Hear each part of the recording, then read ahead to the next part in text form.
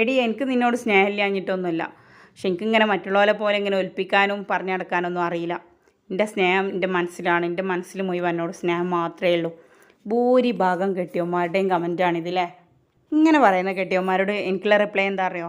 നമ്മൾ ചുമ്മാ അങ്ങനെ ടൗണിലൂടെ പോകുമ്പോൾ അതാ ഒരു ബേക്കറി കാണുകയാണ്. അവിടെ ചില്ലിൻ്റെ ഉള്ളിൽ നല്ല കളർഫുള്ളായിട്ട് നല്ല അടിപൊളിയായിട്ട് പൊരിഞ്ഞ് വെച്ചിട്ടുണ്ട് ലഡു, അതുപോലെ പല പലഹാരങ്ങൾ.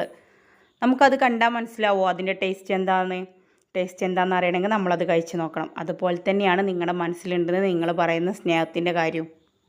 നിങ്ങളിങ്ങനെ മനസ്സിലുണ്ടെന്ന് പറഞ്ഞിട്ട് എന്താ കാര്യം? നിങ്ങളത് പ്രകടിപ്പിക്കാതെ ഞങ്ങളെങ്ങനെ അറിയാനാ?